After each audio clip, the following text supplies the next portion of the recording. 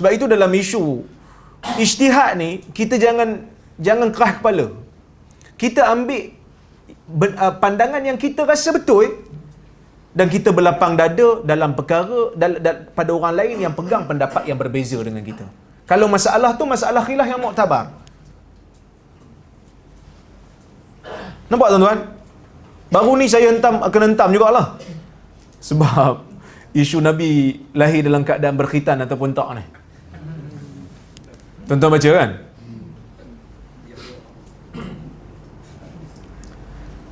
Dalam tesis PhD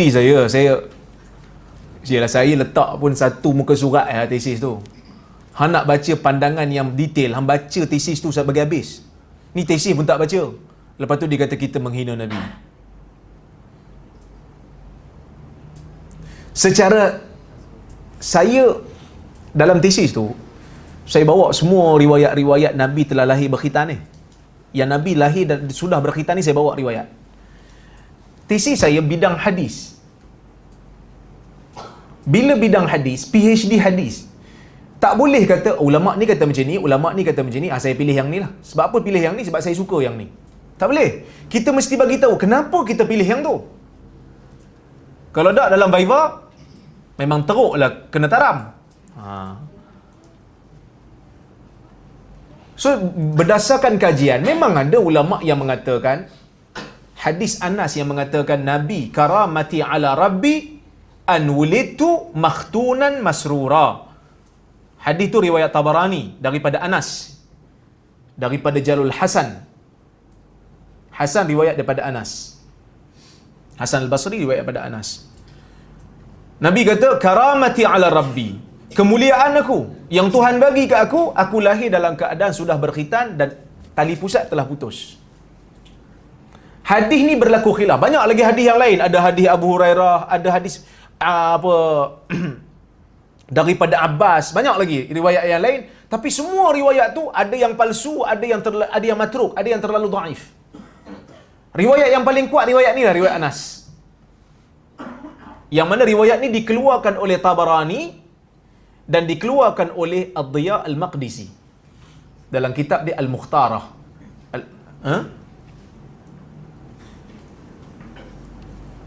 Maka hadis ni berlaku khilaf di kalangan para ulama hadis.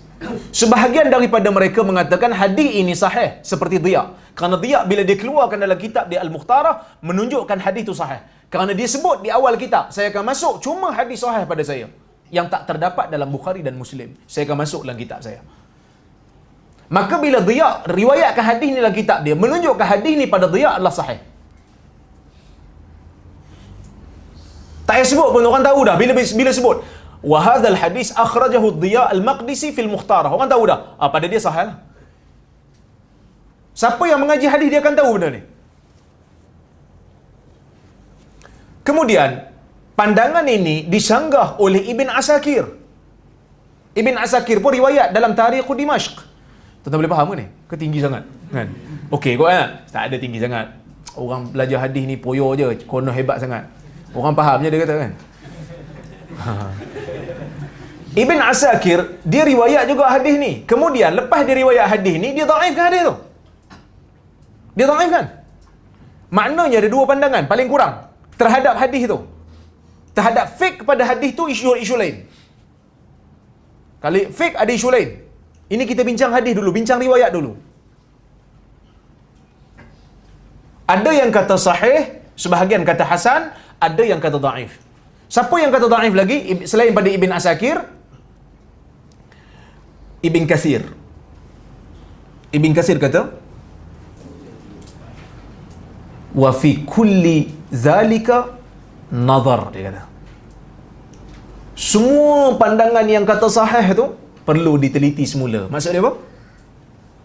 Dia tak kata sahih lah, sebab dia perlu diteliti semula, dia kata. Ibn Katsir sebut dalam Bidayah wan Nihayah. Selain daripada tu, Az-Zahabi kata tak sahih. Ibnul Qayyim kata tak sahih.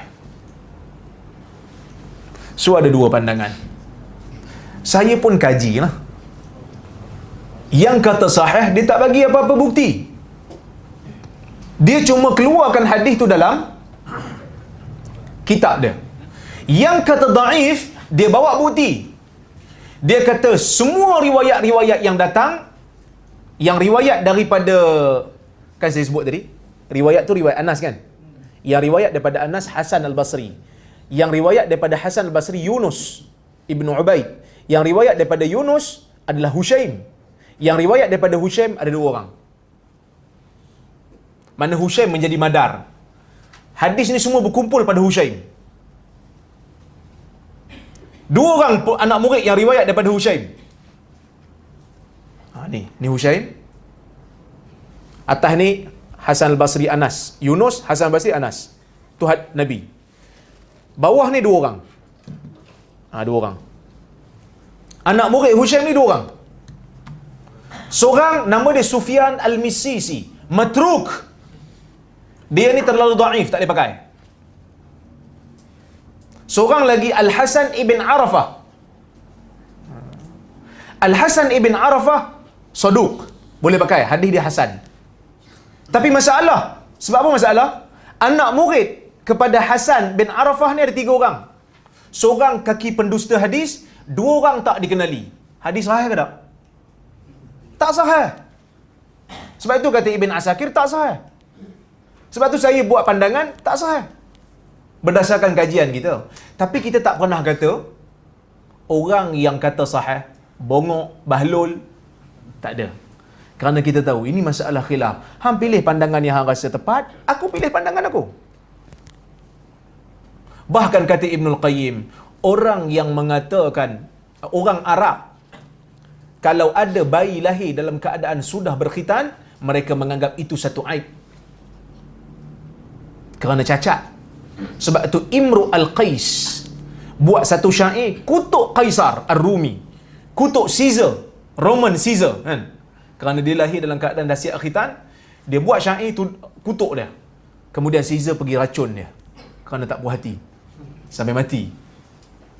Orang Arab khitan ni bagi orang Arab satu kebanggaan. Ibn Qayyim sebut dan dia bawa bukti. Jadi kalau kita tak setuju, kita kena lawan lah. Kita bukan lawan, maksudnya kita kena bagi hujah kita pula lah. Tapi kita bagi hujah kita dalam keadaan kita harmoni bincang secara ilmiah. Ini lapangan ijtihad. Kan, lapangan ijtihad. Awak berhujah, saya berhujah. Lepas tu awak label saya muhaddis pasal apa? Muhaddis tu mana hadis? Komputer tu. Bukan muhaddis tu ahli hadis tak. Muhaddis dia kata. Mu tu hadis, bukan hadis. Tak apa lah. Kita memang kaji pakai hadis pun. Kita terima. Kan, kita terima. Tak ada masalah. Memang kita jahil pun. Orang nak kutuk kita macam-macam, kita terima. No problem. No hard feeling. Tak ada masalah. Tapi nak berhujah, pastikan awak ada hujah yang betul-betul kuat lah. Orang baca, orang tengok. Awak selalu cerita beradab. Awak selalu kata saya tidak beradab. Tapi orang menilai. Gaya bahasa, gaya cerca orang tu, orang nilai. Mudah-mudahan Tuhan akan buka pintu mereka satu hari nanti. Ya? Supaya dapat menerima perbezaan pendapat di lapangan ijtihad. Kalau dikatakan saya biadab, saya kurang akhlak bila mendhaifkan hadis itu, saya hanya mengikut Ibnu Kathir. Saya hanya mengikut Ibn Asakir. Adakah mereka juga kurang adab dan kurang akhlak?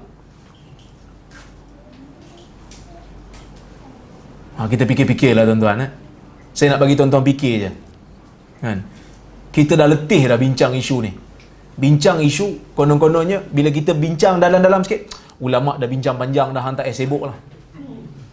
Hang malas, hang buat cara malas. Aku nak belajar. Dia malas, lepas tu dia tak bagi orang belajar. Apa kes? Kan?